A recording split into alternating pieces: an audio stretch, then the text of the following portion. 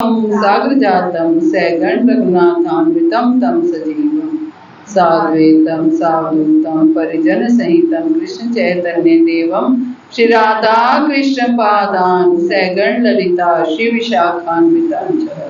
हे कृष्ण करुणा सिंधु दीनबंधो जगतपते गोपेश गोपिका कांत राधा कांत नमस्तुते। तप्त कांचन गौरांगी श्री राधे वृंदावनेश्वरी वृषभानुसुते देवी प्रणमामि हरिप्रिये। वाञ्छाकल्पतरुभ्यश्च कृपा सिन्धुभ्येव च पतितानां पावनेभ्यो वैष्णवेभ्यो नमो नमः। जय श्री कृष्ण चैतन्य प्रभु नित्यानंद श्री अद्वैत गदाधर श्रीवासादि गौर भक्त वृंद। हरे कृष्णा कृष्णा कृष्णा हरे हरे हरे राम राम राम हरे हरे कृष्ण।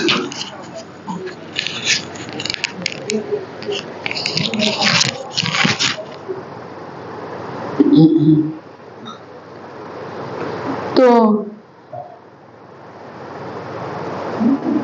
आज का हमारा संडे सेशन का विषय क्या है, किसको पता है? रिश्तों का bank account, art of relationship. तो इसको समझ में आया टॉपिक से कि हम क्या चर्चा करने वाले हैं? मियां बीवी के झगड़े और जिसके साथ जितना संबंध है लेन देन का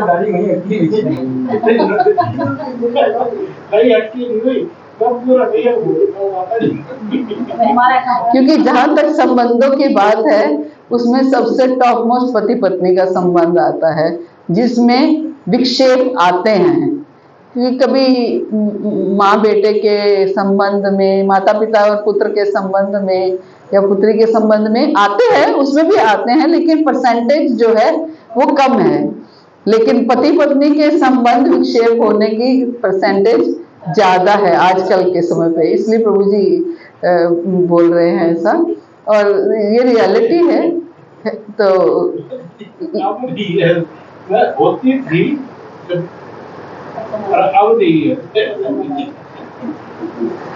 तो मुख्य तौर से हम सभी सुखी रहना चाहते हैं।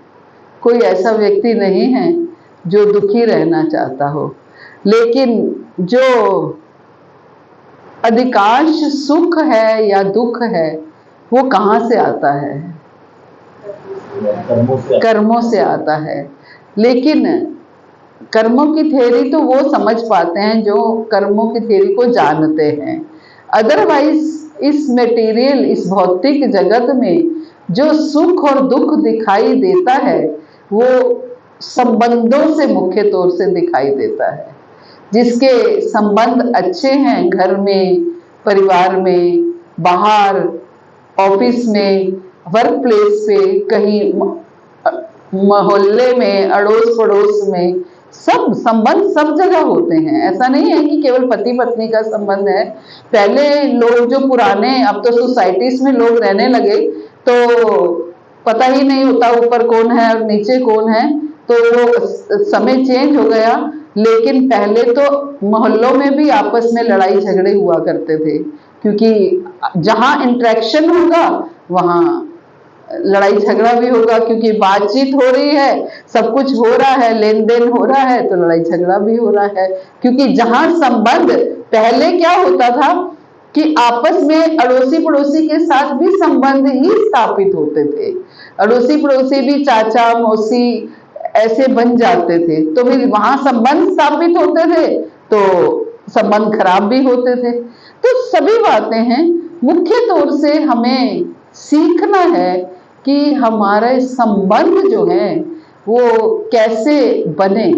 पहले क्या होता था, लोग घरों में ही ये बातें सीख जाते थे, क्योंकि घरों में ज्वाइंट फैमिलीज होती थी। घरों में ही देखते थे वो अपने माता पिता को, उनके माता पिता से यानी कि उनके दादा दादी से कैसे संबंध हैं, वो कैसे रह रहे हैं। आज न्यूक्लियर फैमिलीज हो गई हैं, बच्चों को ये समझ ही नहीं आता है। इसलिए इस चीज की क्लासेस होती हैं, art of time management, art of anger management, art of behaviour, art of relationship, इस चीज़ की क्लासेस होने लगी हैं, क्योंकि जनरली लोग अकेले अकेले रहना पसंद करते हैं अपने सोसाइटीज़ में, अपने अपने यही 4 लोगों के परिवार में, उससे ऊपर का परिवार में कोई नहीं होना चाहिए। तो इसलिए ये रिलेशनशिप्स जो हैं वो धीरे धीरे धीरे धीरे कम होते चले जा रहे हैं। न्यूक्लियर फैमिलीज में भी प्रॉब्लम आ गई है। बच्चे आयों के साथ चल रहे हैं, बच्चे आयों के साथ, बिल्कुल बिल्कुल बिल्कुल बिल्कुल। क्या तो संस्कार तो बड़ी दूर की बात है, गुड हैबिट्स भी नहीं सिखा सकती है ना, गुड हैबिट्स भी नहीं सिखा सकती है, अनस्किल्ड हैं, अनस्किल्ड हैं। तो जितनी माया जो है बाहर आई है ना, उसकी वजह से ये सारा माया बाहर आई है, मतलब ये मनी पहले जो है एक पर्सन की जो है सैलरी लो थी, उसी में गुजारा करता है जी। अब जो है सैलरी भी अच्छी है तो फिर तो भी सारे के सारे अगर अर्न करेंगे तभी काम चलेगा, अदरवाइज नहीं चलेगा, हैं? फैसिलिटीज बहुत आ गई, लेकिन ये हमारे ऊपर है कि हम उसको किस तरीके से, हमारी प्रायोरिटीज क्या हैं, है ना। मेरी दोनों डॉटर्स अच्छी एजुकेटेड हैं, ऐसा नहीं है, और दोनों पहले काम करती रही हैं, लेकिन अब दोनों ना के बराबर करती हैं, थोड़ा बहुत, लेकिन ना के बराबर करती हैं। इसलिए कि बच्चे को पहले वो करना है, पहले बच्चे की परवरिश करनी है, बच्चे की देख रेख करनी है, सास ससुर की देख रेख करनी है, इसलिए उनकी प्रायोरिटीज अपनी फैमिली हैं। आप प्रायोरिटीज क्या रखोगे? अगर फैमिलीज को रखते हो तो बात बन जाएगी। अगर प्रायोरिटीज केवल धन को रखते हो, आज धन से भी ज्यादा हर कोई फ्रीडम चाहता है ना। मान लीजिए धन की नहीं भी जरूरत है घर में, लेकिन एक स्त्री को ये लगता है कि अगर मैं घर में रह गई तो मैं हाउसवाइफ कहलाऊंगी, और हाउसवाइफ कहलाने का मतलब है कि हर कोई मेरे को दबा के रखेगा, तो मुझे हाउसवाइफ नहीं बनना है। कम से कम मैं बाहर निकलूंगी, मैं फ्रीडम मुझे मिलेगी, मैं अपनी मर्जी से स्वतंत्र रह सकती हूँ, अपना कमाऊंगी भी, मेरे हाथ में पैसा भी होगा, मैं जैसा मर्जी खर्च करूं, तो हर कोई फ्री रहना चाहता है। तो यहाँ बात संबंधों में केवल ये नहीं है कि केवल पति पत्नी का संबंध, हर संबंध को निभाना आजकल कठिन हो गया है। तो कैसे इसको निभाया जाए, क्या क्या तरीके हो सकते हैं, क्यों इतने आपस में क्लैशेस बढ़ रहे हैं, खास तौर से पति पत्नी में। आप देखिए शादी को 5 महीने हुए हैं, 6 महीने हुए हैं, 2 महीने हुए हैं, डाइवोर्स हो रहे हैं। किस लिए? क्या क्या वजह है इसकी? क्या पहले भी तो शादियां हुआ करती थी, पहले भी तो सब कुछ होता था, पति लोग इतना हाथ भी उठाते थे पत्नियों के ऊपर, लेकिन फिर भी ये सब चलता रहता था, रिश्ते चलते रहते थे। लेकिन आज सिनेरियो एकदम बदल गया है। आज जो डाइवोर्स की रेशो है वो एकदम हाइट पे पहुंच गई है। उसका क्या कारण है? क्या कहीं ना कहीं इसमें हम कल्प्रिट तो नहीं है? पेशेंस नहीं है ना। पहले क्या होता था? सहन शक्ति होती थी, लेकिन आज के समय में सहन शक्ति नहीं है। लेकिन कभी कभी अगर हम लड़के की माँ या लड़की की माँ बनकर के रहें, सोचें, तो हम अपने बच्चों को ये कहते हैं बेटा सहना नहीं है, ज्यादा दबना नहीं है, तो फिर तब क्या? तब हम कल्प्रिट नहीं है क्या? हैं? हम गलत है ना। हम भी तो ऐसे बोलते हैं ना अपने बच्चों को, अपनी बेटियों को, अपने बेटों को, दबना नहीं है ज्यादा, पत्नी के ऊपर भी रोब रखना है। अगर बेटे की माँ है तो पत्नी के ऊपर रोब रखना है, और बेटी की माँ है तो तुम कोई छोटे घर की थोड़ी हो, है ना। अपना ज्यादा दबने की आवश्यकता नहीं है। कोई ऐसे बात हो, घर आ जाओ, है ना। तो क्या है ये? कहीं ना कहीं ज्यादा सहन करने की आवश्यकता नहीं है। हम खुद अपने बच्चों को ये गाइड कर रहे हैं कि ज्यादा सहन करने की आवश्यकता नहीं है। तो फिर कैसे बच्चों में आजकल के किसी में भी सहन शक्ति, बच्चों में क्या, आप जब देखिए कि कुछ भी हो जाए, आप रास्ते में से गाड़ी लेकर के जा रहे हैं, थोड़ी सी टक्कर हुई, आपस में इतना झगड़ा हो गया कि मर्डर तक हो गया, तो क्या है, सहन शक्ति नहीं है। तो सहन शक्ति एक बहुत महत्वपूर्ण पॉइंट है। लेकिन ये सहन शक्ति कैसे आएगी? जब तक हमारा भगवान से संबंध नहीं बनेगा, तब तक किसी के साथ भी हमारा संबंध स्ट्रॉन्ग नहीं बनेगा। जितना स्ट्रॉन्ग भगवान के साथ संबंध होगा, उतना ही स्ट्रॉन्ग बाकी संबंधों के साथ हमारा संबंध होगा। आप देख लीजिए, जितना स्ट्रॉन्ग भगवान के साथ हमारा संबंध होगा, बाकी संबंधों के साथ भी हमारा उतना ही स्ट्रॉन्ग संबंध होगा। अगर भगवान के साथ हमारी डोरी जो कहते हैं, संबंध जो कहते हैं, अगर वीक है, तो इसका मतलब बाकी संबंधों के साथ भी हमारा संबंध वीक है ना, वो भी स्ट्रॉन्ग नहीं बन सकता। इसलिए क्योंकि भगवान जो कि निरपेक्ष हैं, वो हमें कुछ नहीं कहते, बदले में कुछ नहीं चाहते, कुछ नहीं मांगते, कुछ नहीं करते। जब हम उनके साथ ही संबंध स्ट्रॉन्ग नहीं बना पाए, तो जहां भौतिक रिश्ते हैं, भौतिक रिलेशंस हैं, वहां तो गिव एंड टेक की पॉलिसी है, तो फिर वहां हम संबंध कैसे स्ट्रॉन्ग बना पाएंगे, है ना। तो इसलिए सबसे पहला कार्य हमें क्या करना है कि भगवान के साथ अपना संबंध बनाना है ना, भगवान के साथ संबंध बनाना है।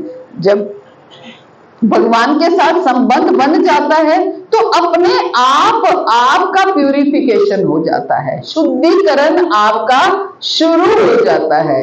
अगर आप भगवान से कनेक्टेड हैं, भगवान से आपका संबंध है, आप अपनी बेटी को कभी गाइड नहीं कर सकते कि बेटा सहना नहीं है, आप नहीं कर पाओगे। अगर भगवान के साथ आपके सच्चे संबंध हैं, आप अपनी बेटी को ये गाइड नहीं कर पाओगे कि बेटा ज्यादा सहना नहीं है। हम गाइड करते हैं अपने बच्चों को, सहना नहीं है, ज्यादा वो नहीं करना है। तो क्या होता है, बच्चों को, कोई बच्चे होते हैं समझदार होते हैं, तो वो माता पिता की बातों में नहीं आते हैं, लेकिन अधिकतर फिर माता पिता की बातों में आ करके उनकी सहन शक्ति जो है वो कम हो जाती है। तो इसलिए अपनी सहन शक्ति को, पहले क्या होता था, सब लोग एक दूसरे को ही कहते थे थोड़ा सहन करना सीखो, थोड़ा सा, कोई भी हो, पति पत्नी को भी कहता था, पत्नी पति को भी कहता था, सास पत्नी, अगर पत्नी अपनी सास की शिकायत अपने पति से लगाती थी, तो पति ऊपर से यही कहता था कि सहन कर लो, क्या हो गया, बड़े ही तो हैं, है ना। अगर हम अपने पति को उनकी मदर के बारे में कुछ कहते हैं, तो पति ऊपर से ये कहता था कोई बात नहीं, सहन कर लो, माफी मांग लो, यही। लेकिन आज वो समय नहीं है। क्यों? क्योंकि सिखाया ही नहीं गया, सहन करना सिखाया ही नहीं गया, क्योंकि हमने भगवान से संबंध नहीं बनाया, इसलिए शुद्धिकरण नहीं हुआ और सहन शक्ति भी नहीं हुई। आप देखो, पहले लोगों को भक्ति सिखानी नहीं पड़ती थी, ऑटोमेटिकली इंटरनली सब थोड़े थोड़े भक्ति ही होते थे। सबको, सबके घरों में गीता, भागवत, रामायण का पाठ, ये नित्य प्रति उसमें होता था, नित्य प्रति उसमें दिनचर्या थी उनकी। मुझे याद है, हम छोटे छोटे होते थे, तो मेरे फादर हमें शाम को तीनों भाई बहनों को बिठा करके संध्या करो, बैठ करके संध्या आरती हम तीनों भाई बहन बैठ करके अपने फादर के साथ किया करते थे। आधा घंटा हम तीनों हाथ जोड़ करके बैठते थे और जोर जोर से संध्या वंदन और जो भी हम करते थे वो सब करवाते थे हमारे फादर। ये दिनचर्या बना रखी थी, पूरे हमारे मोहल्ले में पता होता था कि ये 6 to 6:30 इनके घर में ये होता है, तो हमें नहीं जाना है इनके घर में। तो पहले ऐसे संस्कार दिए जाते थे। लाइट नहीं होती थी तो लोग क्या करते थे, रोशनी में खाना पीना अपना करके और फिर अपने बाहर सारे खाट बिछा करके बैठ जाते थे और भजन कीर्तन करते थे। गांव का माहौल ऐसा होता था। लेकिन समय बहुत बदल गया है और लेकिन बदले हुए समय में हमें क्या करना है कि ये ऐसा वर्ष समय ना आए। कलयुग का हम उस दिन पढ़ रहे थे कि आने वाला समय इतना खराब होने जा रहा है कि कलयुग में कि कोई एक दूसरे को सम्मान करना तो छोड़ ही देगा, बिल्कुल सम्मान करेगा ही नहीं। आज हम देख रहे हैं, ये सब कुछ देख रहे हैं। तो इसलिए कुछ पॉइंट्स मैंने बनाए हैं कि जिससे हम कम से कम आने वाले समय में ये अपने रिलेशंस, चाहे वो रिलेशन पति पत्नी का हो, चाहे वो रिलेशन पिता पुत्र या माता पुत्र का हो, चाहे वो सास ससुर और बहू का हो, या कोई भी रिलेशन हो, सब रिलेशंस में कम से कम प्रेम हो, सम्मान हो, एक दूसरे से हम अच्छे से बात कर पाए, इतना भी हो जाए तो भी बहुत अच्छा है ना। कम से कम एक दूसरे की केयर करना सीखे। अगर आप देखिए हमारा दायरा कितना है, पहले अपने 4 लोगों में सीखें, फिर 4 से वो नेक्स्ट एक्सटेंडेड फैमिली जैसे होती है उस फैमिली तक पहुंचे, फिर और थोड़ा बड़ी फैमिली, फिर धीरे धीरे समाज, फिर अपना जो कॉलोनी, फिर उसके बाद अपना देश। ऐसे ही आपस में प्रेम बढ़ेगा और हम आपस में ही टूट के बिखर जाएंगे तो कभी बात नहीं बनेगी। तो इसलिए अब आने वाला समय हमें केवल शास्त्र ही नहीं पढ़ने हैं, हमें इन मॉरल वैल्यूज की तरफ भी बहुत ध्यान देना है कि आने वाले बच्चे जब अपना संसार बसाएंगे तो उसमें भले ही हम अब बच्चे नहीं हैं, लेकिन हमारा भी उतना ही महत्वपूर्ण रोल है अपने बच्चों की जिंदगियां बनाने में, है ना। अगर हम उनको सही गाइड करेंगे, सही तरीके से समझाएंगे। आज क्या है, बच्चे या तो 30-30, 35-35 साल तक शादी करते ही नहीं हैं, और अगर करते हैं तो बसते नहीं हैं। तो उसका कारण यही है कि हम ऊपर से जब अगर हम बात करते हैं आपस में तो हम कहते हैं बच्चे सुनते ही नहीं हैं, है ना। बच्चे सुनते ही नहीं हैं, बच्चे मानते ही नहीं हैं। हमने ऐसी नौबत क्यों आने दी कि बच्चे सुनते नहीं हैं? हमने क्यों नहीं बच्चे अपने कंट्रोल में रखे? कम से कम बच्चों को ये समझा करके क्यों नहीं रखा, भैया दिस इज द लिमिट, ये लिमिट है हमारी, हम इससे ऊपर नहीं जाएंगे।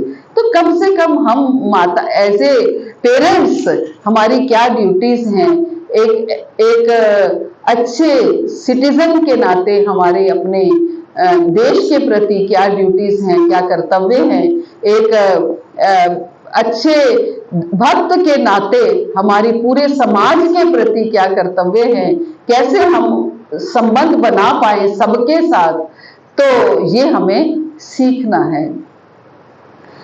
उसमें सबसे पहला पॉइंट आता है विनम्रता, है ना। विनम्रता एक ऐसा पॉइंट है जिसको हम भूल ही गए हैं। विनम्रता मतलब क्या होता है?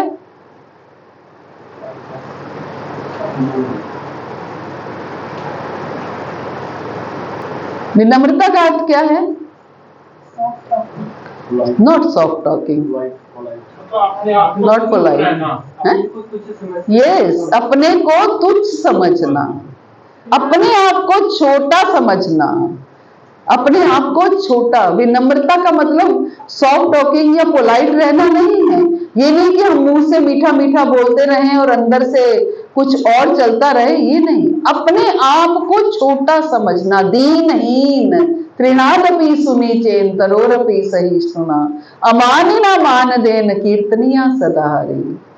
प्रभुपाद से किसी ने पूछा कि आप इतने अच्छे भक्त हैं, तो इतना भगवान से आपको प्रेम है, हम आपको देखते हैं, तो आपने ये कैसे सीखा?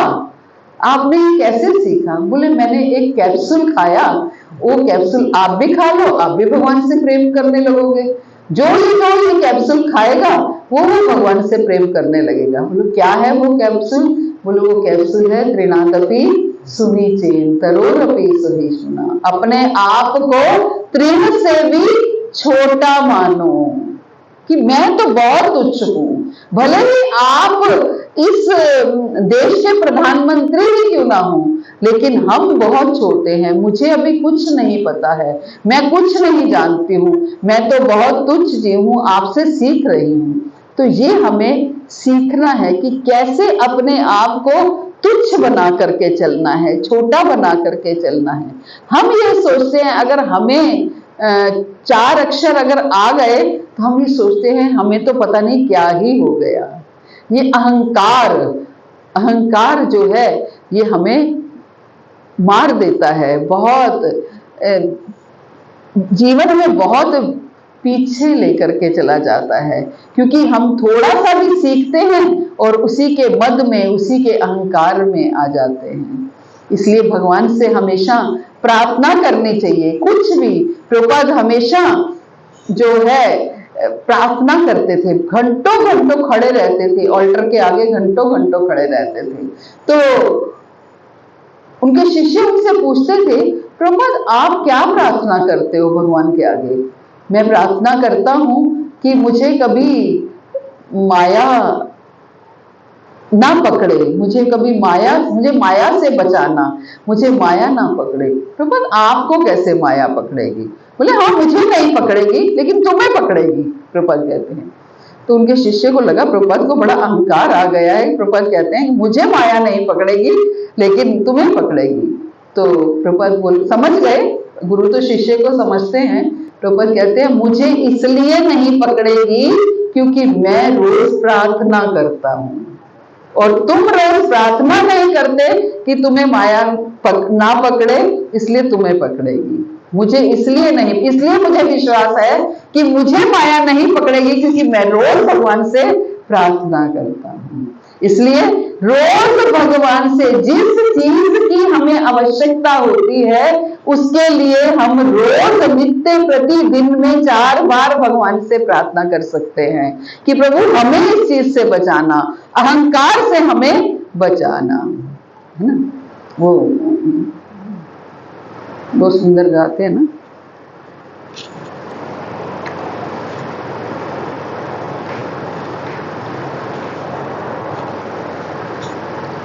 हो मेरी राधा रानी सरकार, मैनू चरना च रखियो। मेरी राधा रानी सरकार, मैनू चरना च रखियो। कदे आवे ना अहंकार, ओ कदे आवे ना अहंकार, मैनू चरना च रखियो। मेरी राधा रानी सरकार, मैनू चरना च रखियो। मेरी राधा रानी सरकार, मैनू चरना च रखियो। कदे आवे ना अहंकार, मैनू चरना च रखियो। मेरी राधा रानी सरकार, मैनू चरना च रखियो। नीवा होके जीवा सदा, मन्ना बोल बोलाना, औखे सौखे समय विच कदे भी ना डोलावा। नीवा होके जीवा कदे, मन्ना बोल बोलाना, औखे सौखे समय विच कदी भी मैं डोलाना। कस के फड़ियो पतवार, कस के फड़ियो पतवार, मैनू चरना च रखियो। मेरी राधा रानी सरकार, मैनू चरना च रखियो। मेरी राधा रानी सरकार, मैनू चरना च रखियो। कदे आवे ना अहंकार, मैनू चरना च रखियो। मेरी राधा रानी सरकार, राजा बन जावा पावे बन जा भिखारी वे, चढ़ी रवे हर वेले नाम दी खुमारी वे। राजा बन जावा पावे बन जा भिखारी वे, चढ़ी रवे हर वेले नाम दी खुमारी वे। मैं तेरी नौकर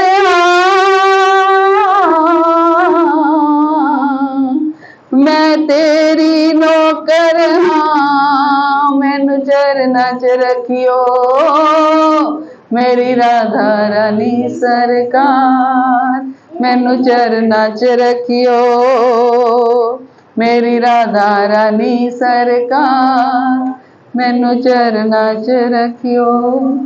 तो कैसे अहंकार के, हमें अहंकार ना हो, हम अपने आप को इतना छोटा माने, इतना तृण की तरह रहें कि हमें किसी भी चीज का मद ना हो जाए। इस चीज के लिए हमें हर समय प्रार्थना, ये हमारे पास ये लिस्ट होनी चाहिए। जो कर्मी लोग होते हैं वो अपनी भौतिक इच्छाओं की लिस्ट अपने पास रखते हैं कि भगवान से क्या क्या मांगना है। हमें भी भगवान से क्या क्या मांगना है, ये लिस्ट हमारे पास होनी चाहिए। तो पहले क्या मांगना है कि मैं अपने आप इतनी विनम्र बन पाऊं, अपने आप को बिल्कुल दीनहीन बना दो। प्रभु मुझे बिल्कुल दीनहीन बना दो, क्योंकि आपके बस का नहीं है दीनहीन बनना, भगवान ही बना सकते हैं। इसलिए मैंने बोला अगर संबंध कृष्ण के साथ मजबूत है तो पूरे जगत के साथ मजबूत हो जाएगा। अगर संबंध कृष्ण के साथ कमजोर है तो पूरे जगत के साथ कमजोर होगा, क्योंकि हम संबंध कृष्ण के साथ मजबूत नहीं होगा तो हम प्रार्थना नहीं करेंगे, और अगर संबंध कृष्ण के साथ मजबूत होगा तो हम प्रार्थना करते रहेंगे कि प्रभु तृणादपि सुनीचेन तरोरपि सहिष्णुना। अभी आप लोगों ने क्या बताया, सहन शक्ति, हम वृक्ष से भी ज्यादा सहनशील बन जाएंगे, है ना, वृक्ष से भी ज्यादा सहनशील बने। तरोरपि सहिष्णुना अमानि ना मान देन, अमानि ना मान देन, मान हम किसी अपने मान की इच्छा ना करें और दूसरों को हमेशा सम्मान दें। कीर्तनिया सदा हरि, जब हम हर समय हरि कीर्तन में लगे रहेंगे तो ये हमारे अंदर ये 3 गुण आ सकते हैं। विनम्रता और सहनशीलता और अमानित्वा, मान की इच्छा ना करना, दूसरों को हमेशा सम्मान देना और खुद के सम्मान की इच्छा ना करना। ये 3 गुण हमारे अंदर तब आ पाएंगे जब हम कृष्ण के साथ संबंध अच्छे से टाइट बना करके रखेंगे, कस के रखेंगे। वरना क्या होगा, हम ये सोचेंगे क्यों भाई, मैं किसी से कम हूं क्या, मैंने उसके साथ इतना किया, मैं क्यों नीचे झुकूं, मैं कोई छोटी थोड़ी हूं, है ना। तो इसलिए, और अगला पॉइंट क्या है, नो एक्सपेक्टेशन। सब बहुत इंपॉर्टेंट पॉइंट है ये। नो एक्सपेक्टेशन, अपेक्षा नहीं, किसी से भी कोई अपेक्षा नहीं। हमें करना है, दूसरा व्यक्ति करे या ना करे, चाहे वो पति पत्नी हो, चाहे वो माता पिता हो, चाहे वो सास ससुर हो, चाहे पड़ोसी हो, कोई भी हो, हमें करना है। आप जितना कर सकते हैं आप करिए, नहीं कर सकते छोड़ दीजिए, लेकिन दूसरे से आशा मत कीजिए, है ना। ये बहुत इंपॉर्टेंट है। होता क्या है, जो रिलेशंस हमारे खराब होते हैं पति पत्नी के, खास तौर से वो एक्सपेक्टेशंस की वजह से होते हैं। आशा से, जब आशा पूरी नहीं होती तो निराशा होती है ना। तो फिर आपस में झगड़े, आपस में क्लैशेस ये बढ़ते हैं। तो नो एक्सपेक्टेशंस, हमें किसी से भी कोई आशा नहीं करनी है, लेकिन वो भी तभी हो पाएगा जब भगवान से हम वो कहते ना, आशा एक राम जी से दूजी आशा छोड़ दे, नाता एक राम जी से दूजा नाता तोड़ दे। आशा करनी है तो भगवान से कीजिए, लड़िए झगड़िए जो मर्जी कीजिए, जब संबंध बनेगा तो आप उनसे आशा भी कर सकते हैं। सब कुछ जो आप चाहते हैं वो उनसे कीजिए, है ना। भगवान से ही सारा संबंध है, भगवान से ही रियल संबंध है, उनसे आशा कीजिए। जब भगवान से आशा करने लगेंगे तो आपकी संसार से आशा मिट जाएगी, वरना कभी ऐसा नहीं होगा कि संसार से आशा मिट जाए। संसार से हमेशा आशा रहेगी कि मुझे क्या मिलेगा, या फिर मैंने इतना किया उसने नहीं किया। तो भक्ति हमें यह सिखाती है कि मैं क्या सेवा कर सकता हूं, मैं क्या सेवा कर सकता हूं, है ना। मैं इस केस में क्या कर सकता हूं, मुझे क्या करना है, मेरे लिए मेरी कर्तव्य क्या है, मेरी ड्यूटी क्या है, वो करना है। सामने वाले का मुझे नहीं सोचना है। हम कहते हैं ना, उसका भी तो फर्ज बनता था वो ऐसे कर ले, बोलते हैं ना ऐसे, उसका भी तो फर्ज बनता। उसका फर्ज कुछ नहीं है, जो फर्ज है वो मेरा है, जो ड्यूटी है वो मेरी है। ये सीखना है ना। हमारे नो एक्सपेक्टेशंस, ये बहुत महत्वपूर्ण पॉइंट है, क्योंकि बड़े बड़े संबंध जो हैं वो आशा रखने से खराब हो जाते हैं। तो हमें अगर संबंध अच्छे बनाने हैं, कोई भी संबंध हो, इवन दो भक्तों के बीच भी संबंध खराब हो जाते हैं। एक मंदिर में, एक सेंटर में दो भक्त आ रहे हैं और दोनों भक्तों में संबंध खराब हो जाते हैं। क्यों? उसका क्या कारण हो सकता है? दोनों भक्त भक्ति में हैं, दोनों भक्त भगवान के साथ कनेक्टेड हैं, फिर भी संबंध खराब हो जाते हैं। बताइए क्यों? ईर्ष्या, ईगो, अहम, अहमद, अहंकार, ईर्ष्या और द्वेष, ये सब, क्रोध, कितना कुछ है ना। दो भक्तों में भी संबंध खराब हो जाते हैं।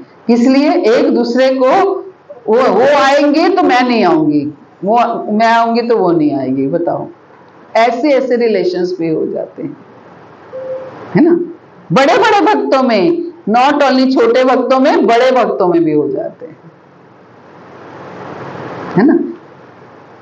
तो इसलिए हमें अपने आप को चेंज करना है। मेरी मम्मी हमेशा कहती थी, तू अपनी नबेड़ तेन होर नाल की, है ना। अपने आप को देखना है, दूसरे को नहीं देखना है, क्योंकि आप दूसरे को चेंज नहीं कर सकते। आप चेंज कर सकते हो तो केवल अपने आप को चेंज कर सकते हो, दूसरे को चेंज नहीं कर सकते। इसलिए अपने आप को आपको चेंज करना है। तो इसलिए सबसे मुख्य पॉइंट है कि हमें किसी से कोई आशा नहीं रखनी है।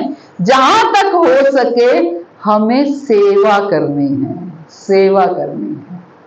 सेवा से क्या होता है, बड़े बड़े जो मन मुटाव हैं वो समाप्त हो जाते हैं, है ना।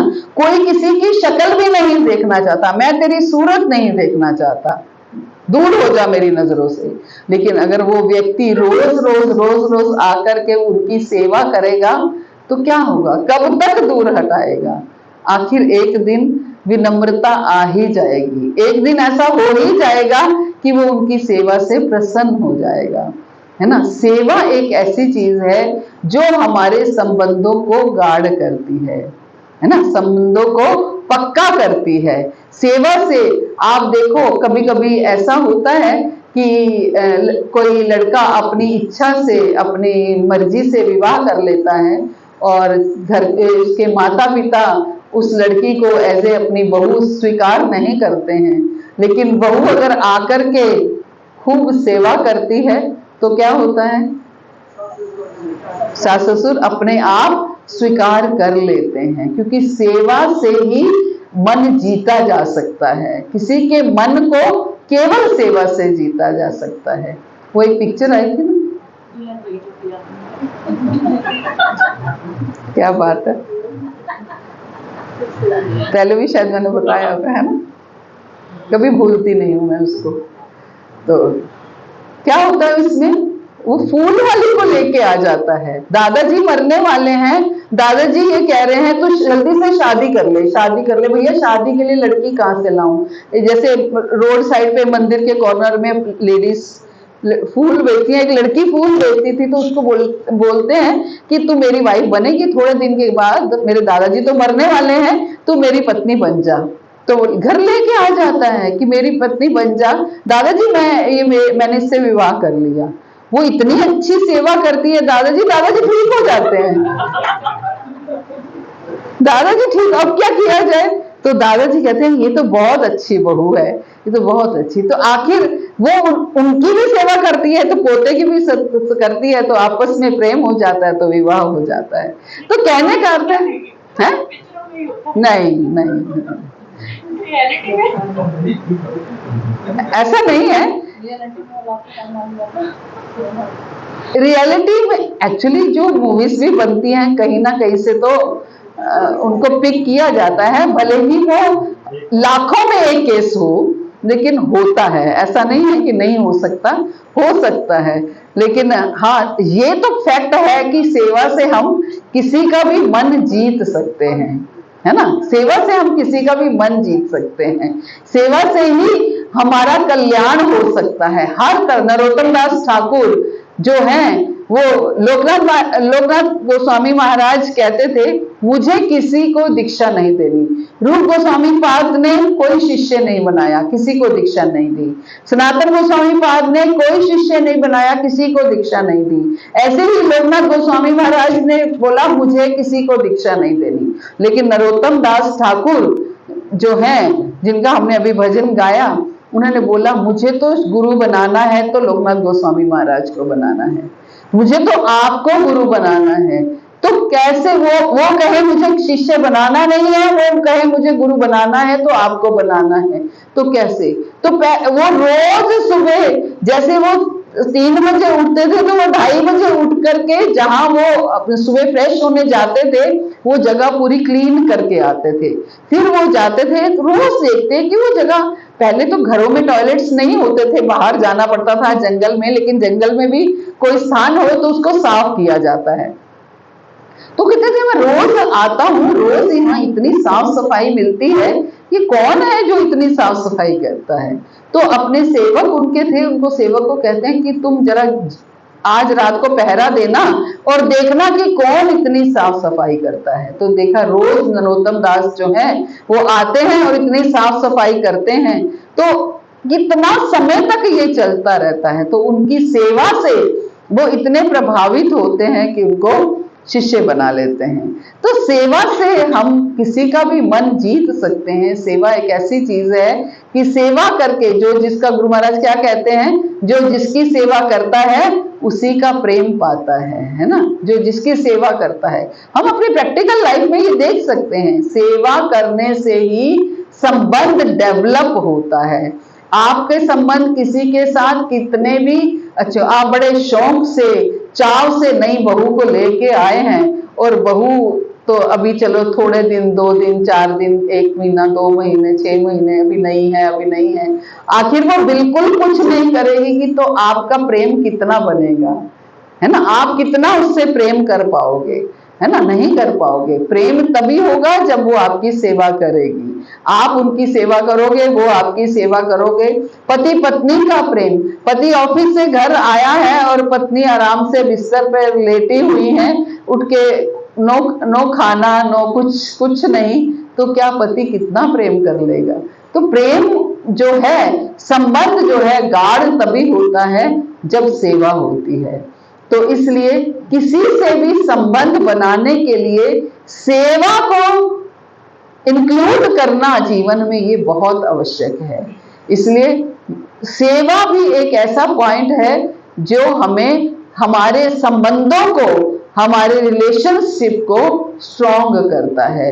आप देखिए किसी व्यक्ति के साथ आपकी अनबन है, आप उससे बातचीत नहीं करते हैं, लेकिन वो व्यक्ति बीमार हो गया तो आप रोज उसके घर में जाकर खाना पहुंचाते हैं। तो आपको पता चला वो बीमार है, तो मैं कैसे खाना बनाएगा, कैसे खाएगा, घर के सब लोग बीमार पड़े हैं, तो आप रोज उसके घर में जाकर खाना पहुंचा के आते हैं, तो क्या होगा, उसके मन में जो भी द्वेष होगा आपके प्रति वो धीरे धीरे सब समाप्त हो जाएगा, वॉश आउट हो जाएगा। कैसे? सेवा से। तो सेवा जो है वो हमारे रिलेशनशिप्स को, जो संबंधों को बहुत गाढ़ करता है, मजबूत करता है ना। सेवा मजबूत करता है और अहंकार संबंधों का सबसे बड़ा शत्रु है। सेवा मित्र है और अहंकार शत्रु है। और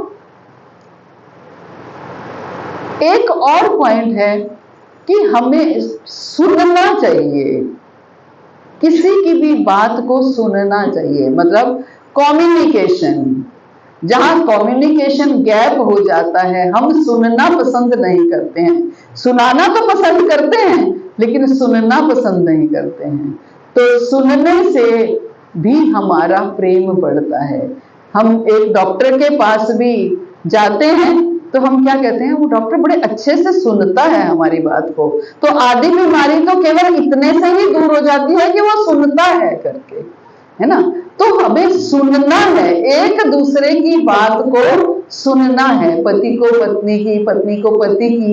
जब तक शेयरिंग नहीं होगी, एक दूसरे की बात को सुनेंगे नहीं, तो रिलेशनशिप मजबूत नहीं होगा।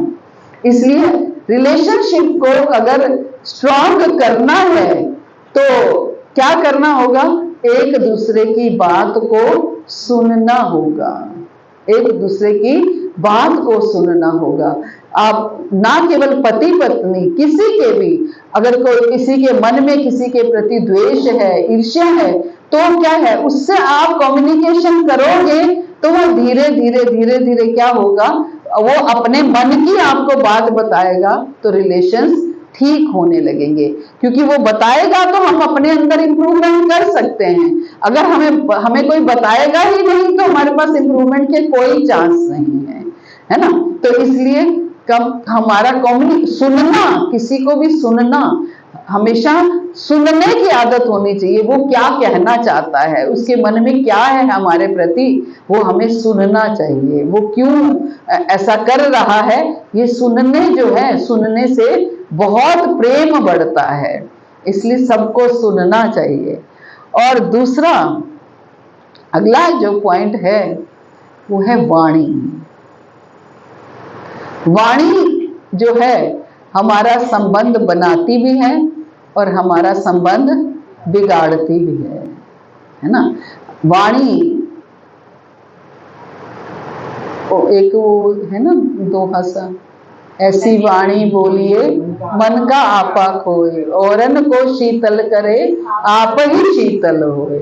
ऐसी वाणी हम बोले कि दूसरे व्यक्ति का मन ठंडा हो जाए एकदम, चाहे गुस्से में भी बैठा हो। मान लीजिए किसी व्यक्ति को कोई काम नहीं आता है, आपकी बेटी है, आपकी बहू है, या कोई भी XYZ, कोई भी ऑफिस में कोई कलीग है, तो अगर हम उससे कहते हैं ये भी नहीं आता, कब सीखोगे?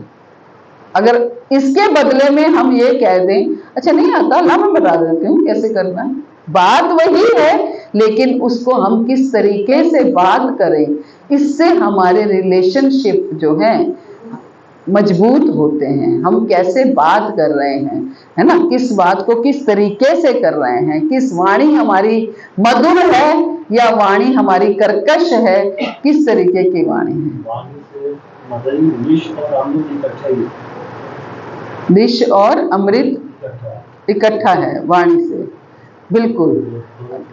वाणी अगर कर्कश है तो विष है, अगर मीठी है तो अमृत है ना। तो कई लोग इतना मीठा बोलते हैं अंदर से तो उनके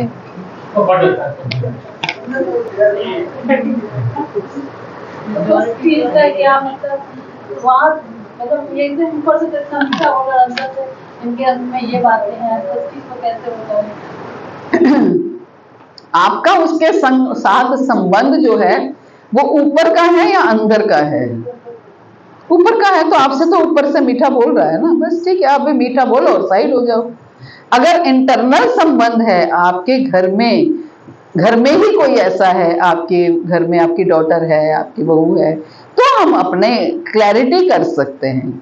फिर हमें कम्युनिकेशन करना चाहिए, है ना, फिर कम्युनिकेशन करना चाहिए। अगर बाहरी ही रिश्ता है, कोई अड़ोसी पड़ोसी है, कोई कलीग है, तो ठीक है, ऊपर से मीठा बोलना ही ठीक है, मीठा बोलने दो, आप भी मीठा बोलो, वो भी मीठा बोलो, मीठा बोलते बोलते सब मिठास हो जाएगा, है ना। तो वाणी जो है ये बहुत महत्वपूर्ण है। और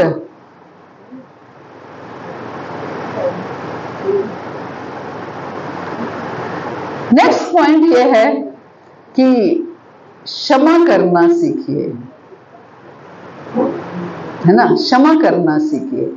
हम कोई भी बात इतना मन में ना लाके रख लें कि उसके प्रति हमारे हृदय में कोई द्वेष भाव आ जाए, कुछ ऐसा आ जाए कि मेरा तो उसकी शक्ल को देखने को मन नहीं करता। जैसे माता जी कह रही हैं, पता चल जाए कि ऊपर से तो वो इतना मीठा बोलती हैं, लेकिन अंदर से वो उसने मेरे बारे में ये बात बोल दी। ऊपर से तो कहते कि आप बहुत अच्छे हो, अगर अंदर से मेरे बारे में ये बात बोल दी तो कोई बात नहीं, क्षमा कर दो, है ना, क्षमा कर दो, कोई बात नहीं, बोल दी, अच्छा है। अगर किसी ने आपके बारे में कुछ गलत कह दिया तो अच्छा है। मैं कल परसों ही कुछ सुन रही थी, पता नहीं,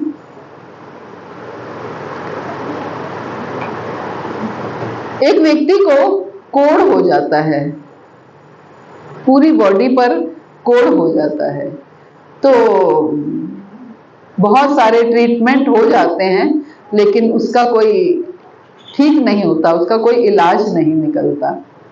तो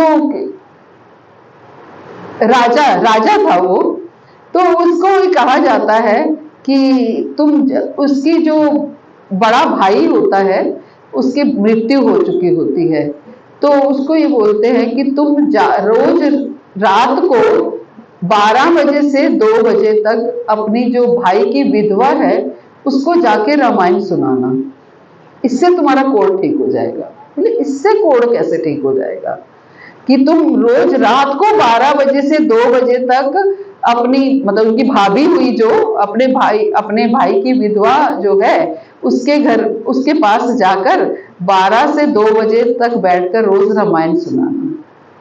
बोले ठीक है, करके देख लेते हैं। तो जाके किसी साधु ने बोला होता है, वशिष्ठ मुनि ने बोला होता है, यस।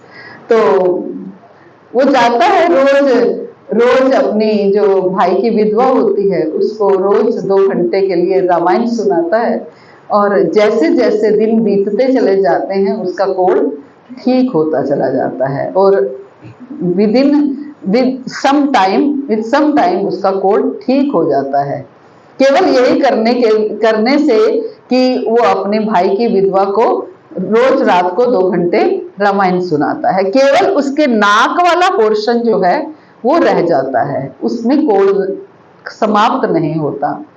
तो वो उनको साधु बाबा को कहते हैं, आपने तरीका तो बहुत अच्छा बताया कि मेरा कोढ़ ठीक हो गया, लेकिन मुझे इसका लॉजिक समझ में नहीं आया कि ये क्या है कि रामायण सुनाने से कोढ़ ठीक हो गया, और चलो वो ठीक हो गया, तो फिर ये नाक क्यों ठीक नहीं हुई? नाक भी ठीक होनी चाहिए थी। बोले ये रामायण सुनाने से कोढ़ इसलिए ठीक हो गया क्योंकि जब आप रोज रात को 12 बजे से 2 बजे तक अपनी भाई की विधवा को रामायण सुनाने जाते थे, तो लोग आपके बारे में बहुत सी बातें करते थे कि देखो अपने भाई की विधवा के साथ उसके ऐसे रिलेशन हो गए, इतना गलत संबंध बना लिया उसने। तो कोई ऐसा व्यक्ति नहीं था जो आपके बारे में गलत ना बोल रहा हो सिवाय मेरे, क्योंकि मैंने तो आपको एडवाइस किया था, मुझे तो पता था आप किस लिए जाते हो, लेकिन औरों को पता नहीं था कि आप किस लिए जाते हो, और आपके संबंध को गलत समझते थे, आप समझ करके आपकी निंदा करते थे। तो जैसे जैसे आपकी निंदा होती रही वैसे वैसे आपके पाप कर्म कटते रहे और आपका ये कोढ़ ठीक होता रहा। बची नाक, वो मेरे को क्योंकि पता था इसलिए मैंने आपकी निंदा नहीं की, इसलिए वो उतना सा पोर्शन रह गया है। तो कहने का अर्थ है जब हमारे पाप कर्म होते हैं तो हमारा इतना सब कुछ हमारे साथ गलत होता है, लेकिन जब कोई हमारे बारे में बात करता है तो हमारे पाप कर्म कटते हैं और उसके पाप कर्म बढ़ते हैं। जो निंदा करता है उसके पाप कर्म बढ़ते हैं और जो जिसकी निंदा होती है उसके पाप कर्म कटते हैं। इसलिए निंदा से हमेशा बचना है कि होगा क्या, उसके तो पाप कर्म कटेंगे और उसके पाप कर्म हमारी झोली में आ जाएंगे और हमारे पाप कर्म बढ़ते चले जाएंगे।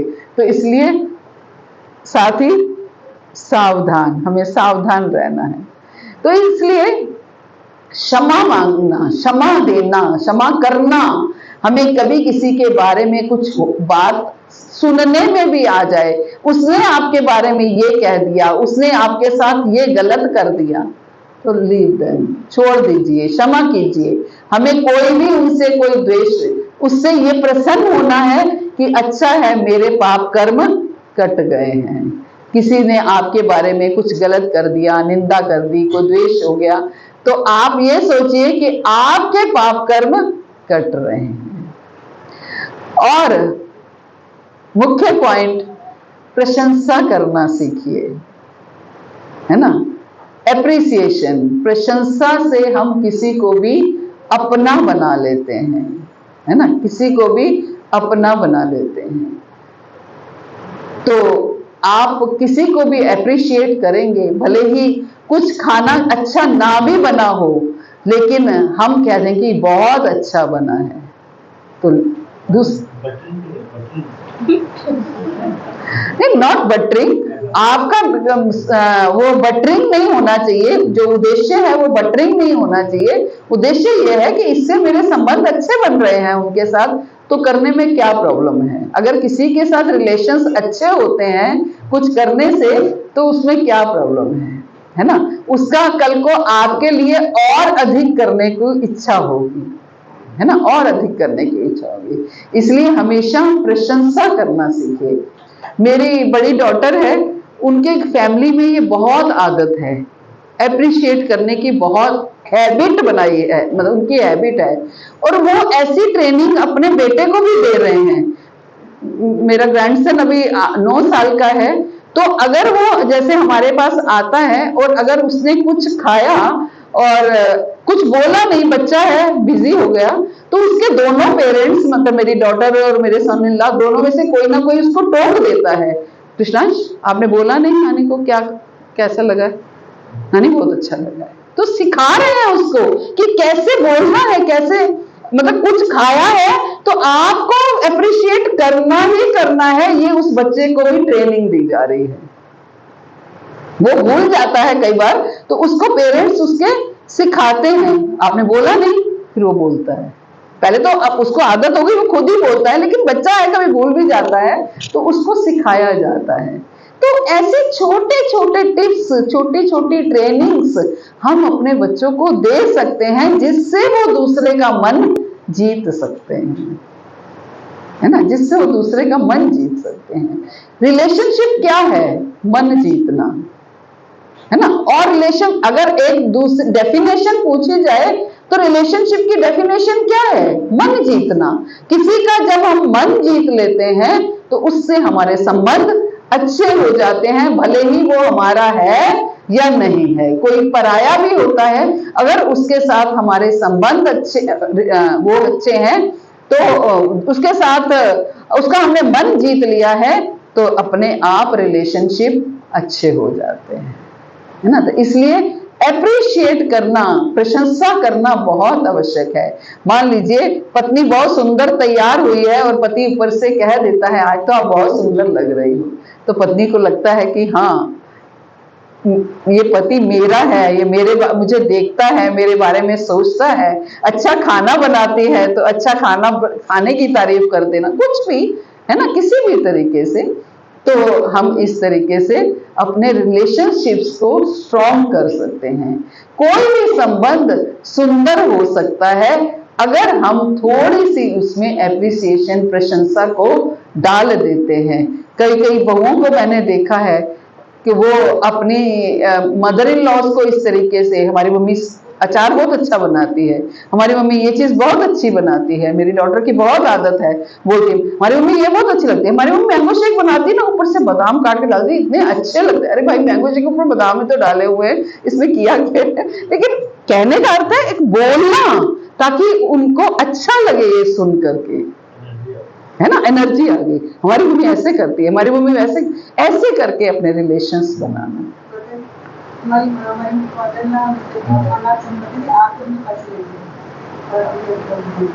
हैं?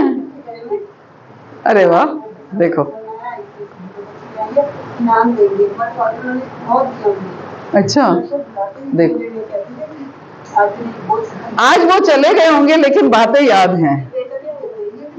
अच्छा,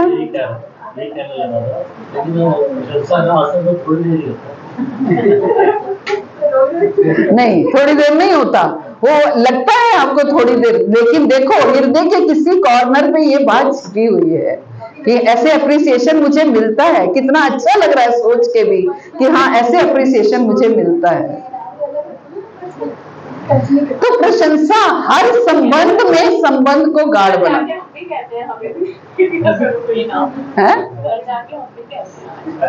नहीं तो आप प्रशंसा शुरू करो करनी, वो आप करने लगेंगे। आप भी तो कर सकते हो, ये थोड़ी पति ने ही करनी है, पत्नी भी तो कर सकती है। हाँ इनाम वाली, हाँ इनाम वाली बात। तो एप्रिसिएशन जो है वो हमारे संबंध को और गाढ़ बना देती है, हमारे रिलेशंस अच्छे बनते हैं। इसलिए गुरु महाराज हमेशा कहते थे प्रशंसा करना सीखो, प्रशंसा करना सीखो, और करते थे वो हमेशा। हमेशा जब भी प्रसाद पाते थे, नंबर 1 प्रसाद, ये उनका डायलॉग था, नंबर 1 प्रसाद। आपके यहाँ तो नंबर 1 प्रसाद होता है, ऐसा नहीं वो जहां जाते हैं वही नंबर 1 प्रसाद होता है, लेकिन वो कहते ऐसे आपके यहाँ नंबर 1 प्रसाद होता है। आपकी राधा रानी पूरे वर्ल्ड में से सबसे सुंदर राधा रानी है। इतना एप्रिसिएशन उन्होंने हमें सिखाया कि कैसे किसी को एप्रिशिएट करके उनको, उनके साथ उनके संबंध गाढ़ करने हैं। और ऐसा नहीं है, जब हम प्रशंसा करते हैं तो अंदर से महसूस भी उसको करते हैं, तभी वो मुख से आती है, अदरवाइज वो मुख से आएगी भी नहीं, है ना। प्रशंसनीय कार्य ही मुख पर आते हैं। प्रवचन भी आपके नंबर 1। हरि वो खुश हो गई मैं। ये घड़ी रुक जाए, ऐसे ही बैठे रहते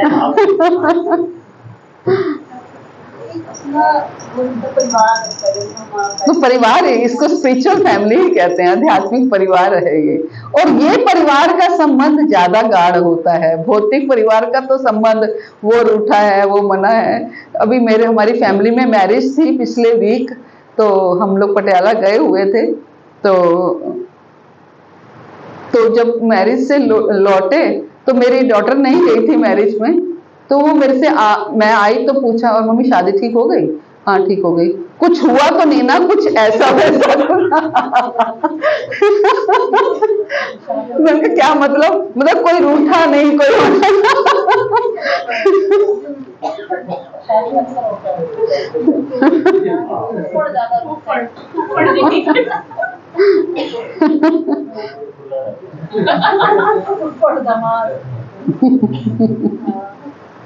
खैर अब टाइम चेंज हो गया, पहले ज्यादा होता था, अब नहीं होती हैं ये चीजें, क्योंकि अब सब समझते हैं जब हमारे बच्चे ही नहीं सुनते तो और कौन सुनेगा, इसलिए कोई भी इतना वो नहीं करता है।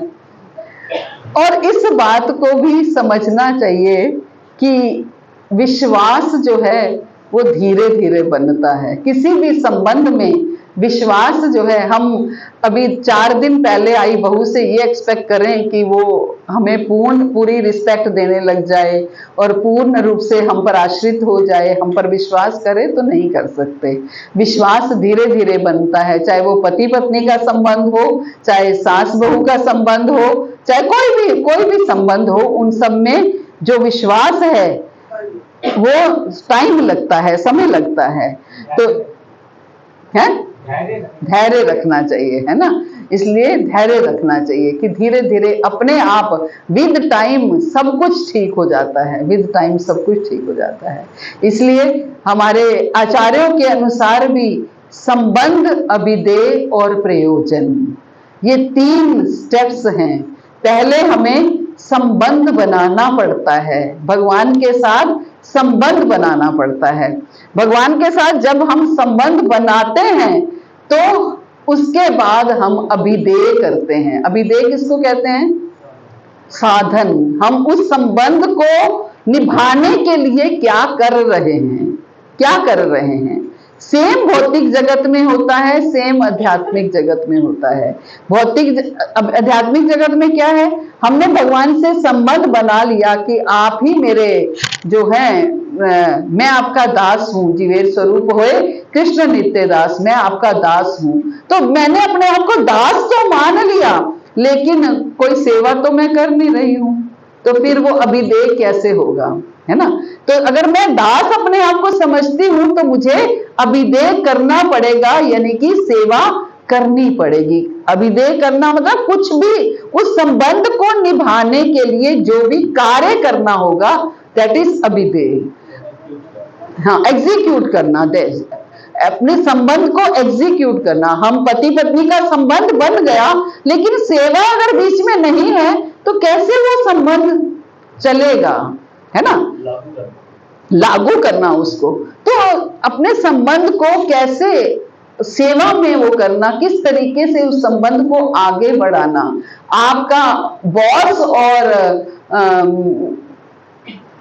सबॉर्डिनेट कह सकते हैं, उनका संबंध है। कोई आप किसी के बॉस हैं, आपका कोई जूनियर है, एक ये संबंध है, और आपका जूनियर अगर सारा दिन कोई काम नहीं करेगा तो वो संबंध चल पाएगा क्या? किसी भी संबंध में आपको सेवा हर संबंध में चाहिए, कोई भी संबंध हो, तो दैट इज अभिदेय।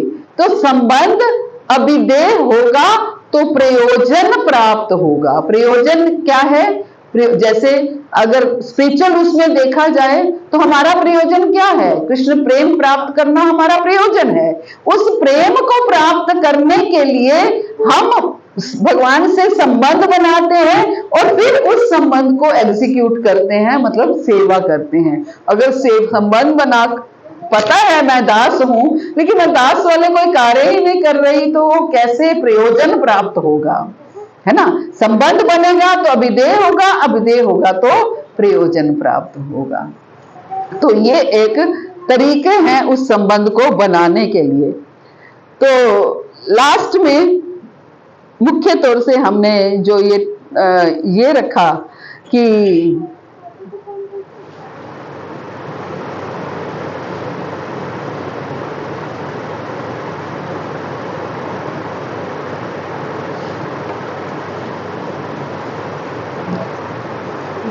रिश्तों का बैंक अकाउंट, ये विषय मैंने इसलिए रखा कि रिश्तों का बैंक अकाउंट क्या है, कि ये भी एक बैंक अकाउंट की तरह है।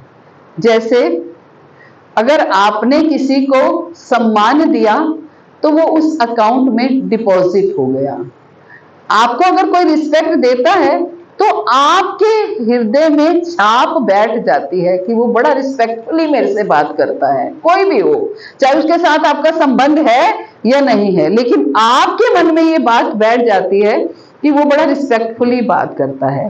अगर कोई मधुर वाणी से, मीठी भाषा से आपसे बात कर देता है, वो भी डिपॉजिट हो जाता है। कोई सेवा करता है तो वो भी डिपॉजिट हो जाता है। कोई आप पर विश्वास करता है तो वो भी डिपॉजिट हो जाता है। लेकिन अगर आपकी कोई आलोचना करता है तो वो विड्रॉल हो जाता है ना, वो विड्रॉल हो जाता है, क्योंकि आपने सोचा आपके रिलेशनशिप्स बहुत अच्छे हैं, लेकिन आपको पता चला उसने आपकी आलोचना की, तो वो फिर रिलेशंस में वो निकल गया, अकाउंट में से आपके निकल गया, वो विड्रॉल हो गया। और कोई क्रोध कर देता है आपके ऊपर तो वो भी विड्रॉल हो जाता है, और कोई आपकी उपेक्षा करता है तो वो भी विड्रॉल हो जाता है। तो आज हम अपने कैसे, इससे ये सीखना है कि हमने रिश्तों के अकाउंट को कैसे मेंटेन रखना है ना, रिश्तों के अकाउंट को कैसे मेंटेन रखना है कि डिपॉजिट हो, विड्रॉल, कोई भी हमारा बैंक अकाउंट हो तो हम क्या चाहते हैं कि उसमें डिपॉजिट होता रहे, विड्रॉल ना हो, ताकि हमारी वो बनता रहे। तो ऐसे ही हमें सबको रिस्पेक्टफुली, आदर से, सबको प्रेम से, मधुर वाणी से बात करते हुए ये करेंगे तो हमारा जो है अपने आप सबके साथ संबंध अच्छे हो जाएंगे। और किसी में भी अगर दोष वृत्ति देखने की आदत है तो इससे हमारे रिलेशंस खराब होते हैं, है ना। बहुत लोगों की ये आदत होती है किसी में दोष देखना। जब भी दोष दिखाई दे उसके गुणों की ओर ध्यान देना चाहिए कि उसने ये काम कितना अच्छा किया, है ना, ये काम कितना अच्छा किया। तो दोष वृत्ति को जो है, दोष वृत्ति की आदत को हटाना है। और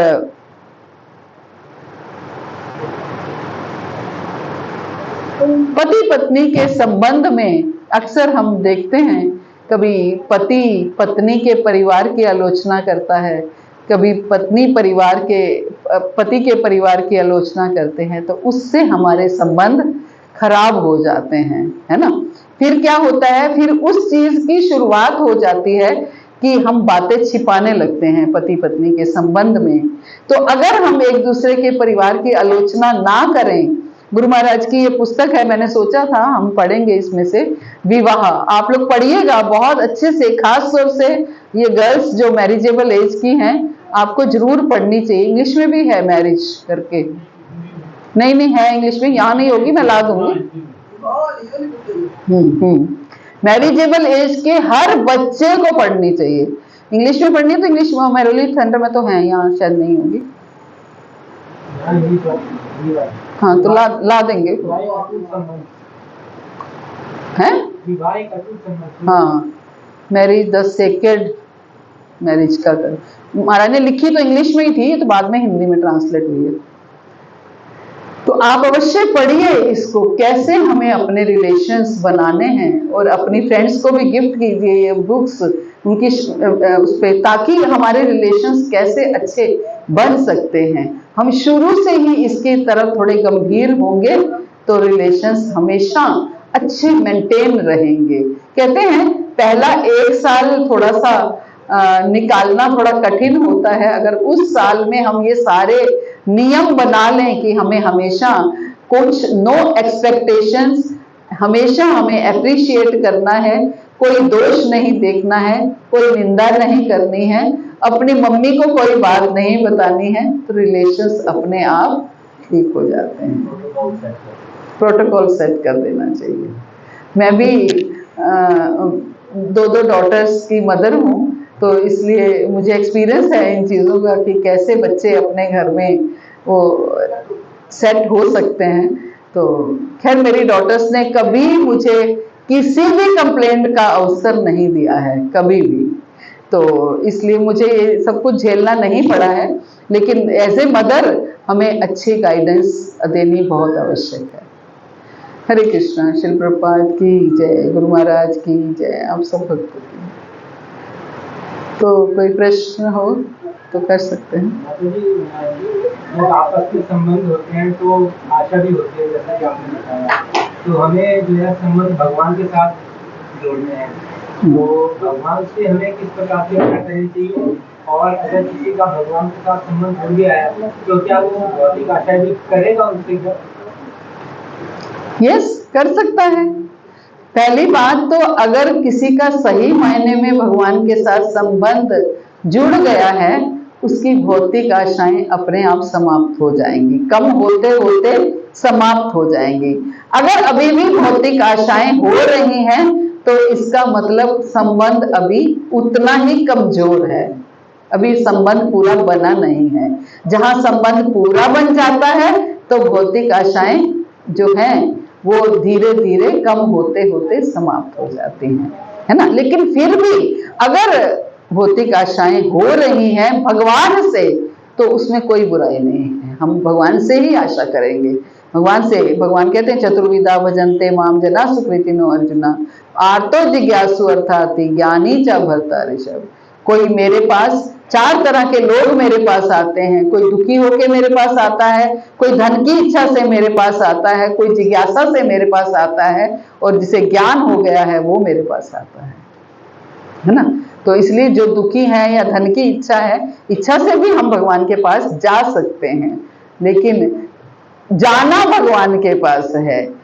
क्यों, ऐसा क्यों कहते हैं कि अगर आप भौतिक इच्छा भी है तो भी भगवान के पास ही जाओ, देवी देवताओं के पास मत जाओ। कारण नहीं, अल्टीमेट बॉस वही है, वो ठीक है।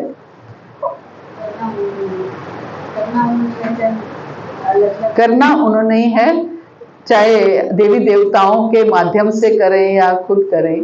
कृष्णा से लेके हमें देंगे, इसलिए वो कह रहे हैं कृष्ण कर रहे हैं। वो भी कृष्ण से लेके ही हमें देंगे, इसलिए हम डायरेक्ट कृष्ण के पास जाएं। इसके अलावा जो मुख्य कारण है, ये आप कुछ कहें। अनन्यता आएगी, अनन्यता आएगी। आप भटकाव नहीं होगा हमारा। हमारे लिए क्या अच्छा है, जो ठीक है वही हमें देंगे। देवी देवता तो जो भी है वो हमें दे देंगे, हमारे लिए फेवरेबल है या नहीं। देवी देवता तो एक दुकानदार की तरह है, आप चाकू मांगोगे तो बच्चे को चाकू भी दे देंगे, लेकिन माता पिता सोचेंगे कि नहीं चाकू नहीं देना है, इसके हाथ में लग जाएगा करके। तो ये भी बहुत सुंदर पॉइंट, सारे पॉइंट बहुत सुंदर हैं, सारे बिल्कुल ठीक हैं, लेकिन मुख्य तौर से भगवान की शरण में जाने से क्या होता है कि भगवान की शरण में जब हम जाते हैं, भले ही कुछ पाने की इच्छा से जाते हैं, लेकिन वहां शुद्ध भक्त भी हैं। भगवान की शरण में शुद्ध भक्त भी हैं, और जब हम शुद्ध भक्तों का संग करते हैं तो हमारे अंदर धीरे धीरे हम भी शुद्ध हो जाते हैं, है ना। धीरे धीरे अभी हम भले ही जैसे ध्रुव महाराज क्या अपने पिता से भी बड़ा राज्य पाने के लिए भगवान की शरण में गए, लेकिन विद टाइम, समय जैसे जैसे बीतता गया, जैसे ही भगवान का रूप देखा तो भूल गए कि मुझे कुछ मांगना था, मुझे कुछ नहीं चाहिए, मैं तो क्या, मेरे को तो हीरा मिल रहा था और मैंने क्या कांच के टुकड़ों की इच्छा कर ली, है ना।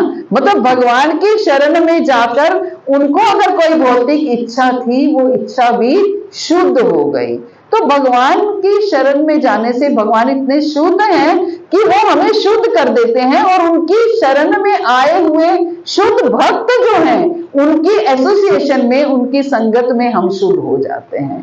इसलिए जब हम भगवान से मान लीजिए एक इच्छा करते हैं तो दोबारा इच्छा करने की आपकी इच्छा नहीं होगी। देवी देवताओं से अगर हम इच्छा करते हैं तो आप आज एक कर रहे हैं, कल 2 करेंगे, ये अंतर आ जाता है ना। शुद्धता जो है वो केवल कृष्ण की शरण में आकर के होती है, और कहीं शुद्धता भगवान की शरण में आके ही शुद्धता होगी, और कहीं शुद्धता नहीं होगी। तो इसलिए हम चाहते हैं कि हम भौतिक, जो भक्त हैं वो ये चाहते हैं कि हम भौतिक इच्छाएं ना करें, चाहते हैं, लेकिन फिर भी क्योंकि ग्रस्त जीवन में है, कभी कभी कोई इच्छा जागृत हो जाती है, वो भी जागृत ना हो, उनका शुद्धिकरण हो जाए, इसलिए मांगना है तो भगवान से मांगना है। भगवान से क्या आशा करनी चाहिए, क्या इच्छा करनी चाहिए? भगवान से क्या आशा करनी चाहिए, आप बताइए। सेवा की आशा करनी चाहिए कि बस मैं आपकी सेवा कर पाऊं, है ना, आपकी सेवा कर पाऊं, मुझे आप अपनी सेवा में लगाए रखिए, भले ही स्वर्ग में रखिए, नरक में रखिए, भौतिक जगत में रखिए, या अपने धाम में, गोलोक धाम में ले जाइए, लेकिन सेवा नहीं छूटनी चाहिए। ये सेवा जो है हमेशा मुझे मिलती रहे, जब क्योंकि हम सब इतना पढ़े हैं, इतना सुने हैं कि कि सेवा से ही प्रेम प्राप्त होता है। सेवा करेंगे तो प्रेम प्राप्त होगा। बस सेवा करते रहें, भले ही आपको मेरी सेवा पसंद ना आए, आप रिजेक्ट कर दें, मैं फिर से सेवा में लग जाऊं, तो लेकिन सेवा मैं करता रहूं, है ना, ये मानना चाहिए। जैसे एक हस्बैंड वाइफ में 25-30 साल से अच्छे संबंध है जी, उसके बाद जो है किसी के कहने पे उसमें मनमुटाव हो जाता है, वो दोनों जो है क्या कहते हैं, मतलब इवन वो सेवा अच्छी कर रहा है भगवान की और वो भी अच्छी कर रही है, तब भी जो है कैसे उसको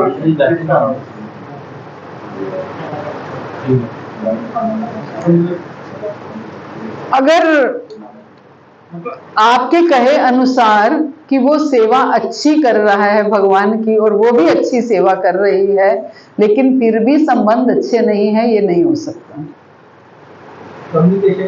यस, कम्युनिकेशन की कमी है। हम अगर सेवा दोनों जगह अच्छी हो रही है, सेवा हो रही है तो शुद्धिकरण हो रहा है, तो अगर सेवा हो रही है, शुद्धिकरण हो रहा है, तो फिर संबंध अच्छे, फिर यानी कि विनम्रता की भी कमी है, अहम भाव है, हम एक दूसरे से बात नहीं करना चाहते हैं, तो फिर कैसे संबंध अच्छे होंगे? फिर तो वो क्या सेवा है? फिर तो वो सेवा दिखाने की सेवा है ना। किसी अच्छे भाव में अपना ये किसने बोला वो अपने बारे में बात कर रहे हैं?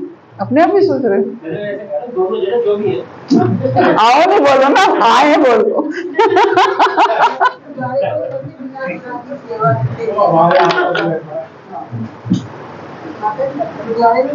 सेवा है सरकार सेवा बिल्कुल बिल्कुल। सेवा अगर मन को शुद्ध नहीं कर रही है तो इसका मतलब सेवा में कमी है ना, सेवा में कमी है। सेवा अगर कोई कर रहा है और उसका मन शुद्ध ना हो, निर्मल ना हो, ये कैसे हो सकता है? सेवा तो मन को निर्मल करता है, शुद्ध करता है। तो मन निर्मल हो जाएगा, शुद्ध करेगा, तो किसी में भी कोई दोष दिखेगा ही नहीं, सब अच्छा है, सब कुछ अच्छा दिखेगा। इसलिए अगर सेवा कर रहे हैं तो हमें पति को पत्नी में और पत्नी को पति में कोई दोष नहीं दिखना चाहिए। दोनों आपस में बैठ करके बातचीत कर सकते हैं और एक नया जीवन फिर से शुरू कर सकते हैं कि क्या कमी है, क्या कर सकते हैं। और सबसे ज्यादा जरूरी है पति पत्नी के संबंधों को अच्छा होना, ये सबसे ज्यादा जरूरी है। जब पति पत्नी के संबंध अच्छे नहीं होंगे तो घर में जो है वो कभी भी आपके एक स्पिरिचुअल एटमॉस्फेयर नहीं रहेगा। स्पिरिचुअल एटमॉस्फेयर रहेगा ही तब जब आपस में आपके संबंध अच्छे हो जाएंगे, तो वो संबंध अच्छे होंगे, जरूर होंगे, लेकिन आप भी जो भी पति या पत्नी हैं उनके हृदय के भगवान को देखिए और वो भी आप पत्नी पति के हृदय में बैठे परमात्मा को देखें और पत्नी पति के हृदय में बैठे परमात्मा को देखें। एक्चुअली होता क्या है, हम किसी के भी हृदय, जो व्यक्ति अपने हृदय में बैठे परमात्मा को नहीं देख पाता वो दूसरे के हृदय में बैठे परमात्मा को नहीं देख पाएगा। दूसरे में भगवान तभी दिखेंगे जब वो पहले अपने में दिखेंगे कि मेरे भीतर भगवान बैठे हैं, है ना। आप देखिए भगवान परमात्मा का स्थान कहाँ होता है? हमारे हृदय में होता है, सबसे करीब, सबसे। आत्मा और परमात्मा, ये मेरी बॉडी है, मेरे अंदर अगर आप मेरा MRI CT स्कैन कराएंगे तो एक हार्ट दिखाई देगा, उस हार्ट में आत्मा भी है और परमात्मा भी है, दोनों हैं, है ना, दोनों हैं। अगर वो MRI CT स्कैन में दिखाई नहीं देंगे आत्मा और परमात्मा, लेकिन मेरे को महसूस होने चाहिए कि मेरे हृदय में बैठे मैं आत्मा हूं और मेरे साथ परमात्मा बैठे हैं, इतने पास बैठे हैं। अगर हम परमात्मा को अपने हृदय में बैठे नहीं देख पा रहे हैं, नहीं सुन पा रहे हैं, तो फिर हम कैसे दूसरे की बात सुनेंगे, है ना। जब अपने हृदय में परमात्मा दिखेंगे तभी दूसरे के हृदय में दिखेंगे, है ना। हमारे इतने बड़े बड़े भक्त कैसे सामने वाले के हृदय में बैठे परमात्मा को देखते थे। सामने चाहे नामदेव जी, कुत्ते ने भी भगवान को देख लिया, कैसे देख लिया, क्योंकि उनको पहले स्वयं समझ आ रहा है कि मैं आत्मा हूं और मेरे हृदय में साथ में परमात्मा बैठे हैं, है ना। तभी कुत्ते में भी भगवान को देख लिया। मीराबाई, नाग पिटारा भेजा राणा ने और उस नाग में भी गिरधर गोपाल को देख रही हैं, है ना। तो ये तभी हो पाएगा जब कलयुग के भक्त हैं, कोई दूर के भक्त नहीं है ये, कि सतयुगी भक्त नहीं है, कलयुगी भक्त हैं। लेकिन फिर भी जब वो कर सकते हैं, हम क्यों नहीं। लेकिन कमी यही है कि विनम्रता नहीं है, सहनशीलता नहीं है और क्षमाशीलता नहीं है। ये हमारे अंदर बहुत सारी कमियां हैं जो इकट्ठी हो जाती हैं तो रिलेशंस खराब कर देती हैं। तो यही है कि आप देखना क्या चाहते हो। यस, आप जो देखना चाहोगे वही दिखेगा। इसलिए हमें देखना क्या है ये सीखना है ना, ये सीखना है। तो अब अगर हम अपने अंदर ही नहीं देख पाएंगे तो कैसे दूसरे को भी देख पाएंगे। हरे कृष्णा। श्रील प्रभुपाद की जय, गुरु महाराज की जय, आप सब भक्तों की जय। तो भगवान से प्रार्थना कर सकते हैं कि हम सब एक दूसरे के भीतर कम से कम परमात्मा को देख पाएं, भगवान को देख पाएं। अगर भगवान को देख पाते हैं दूसरे के हृदय में तो हम हमारे हृदय में उसके प्रति कोई द्वेष नहीं आएगा, क्योंकि हम उनके भीतर बैठे परमात्मा को देख रहे हैं, है ना। लेकिन अगर परमात्मा को नहीं देख पाएंगे तो फिर कोई ना कोई वजह बनती रहेगी जिससे हमारे उसमें संबंध खराब होंगे ही होंगे। तो इसलिए एक दूसरे के हृदय में बैठे परमात्मा को देखना पड़ेगा। माता जी, अगर कोई अपशब्द बोले तो उसके भीतर आप जो परमात्मा को कैसे देखेंगे? यही तो करना है। जो आपका हितैषी है उसके भीतर तो देखना बहुत आसान है परमात्मा को। हम कह ही देते हैं मुझे तो तू भगवान जैसा दिखता है ना। जो हमारे साथ अपशब्द बोलता है उसके भीतर ही तो देखना है, उसके अंदर देखना कौन सा मुश्किल है। कैसे? अगर अपने भीतर के परमात्मा को देख लोगे तो देख पाओगे, है ना। जो अपशब्द बोलेगा उसके भीतर के भी परमात्मा को देख पाओगे। तब आप ये सोचोगे कि देखो मेरे बारे में कुछ बोल रहा है तो मेरा अकाउंट क्लियर हो रहा है। मैं जल्दी, आप अपने लक्ष्य को साध रहे हो। हमेशा लक्ष्य को फोकस करना है, मुझे कृष्ण तक पहुंचना है। और इसने कितनी कृपा की, मेरे लिए अपशब्द बोल दिए, मैं कृष्ण की तरफ और आगे बढ़ गई, है ना। कोई मेरे लिए अपशब्द बोलेगा तो मेरा डाइवर्शन तो भगवान की तरफ और बढ़ जाएगा। तो माता जी, भगवान देखते हैं, तो माया का प्रभाव इतने के भूल जाते हैं, भगवान देखते हैं, हम अपना खुद ही करते हैं। तो माता जी, अगर कोई अपशब्द बोल रहा है तो इसका मतलब हमारे पाप को दे रहा है, है ना?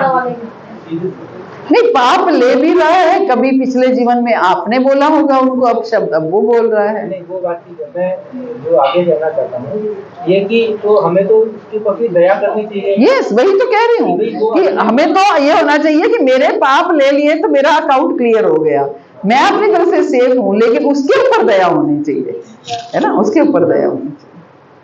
ऐसे हम वांछा कल्पतरुभ्यश्च कृपा सिन्धुभ्यश्च पतितानां पावनेभ्यो वैष्णवेभ्यो नमो नमः। अनंत कोटि वैष्णव वृंद की जय। जगतगुरु श्रील प्रभुपाद की जय। परम करुणामय गुरु महाराज की जय। आप सब भक्तों की जय। हरे कृष्ण।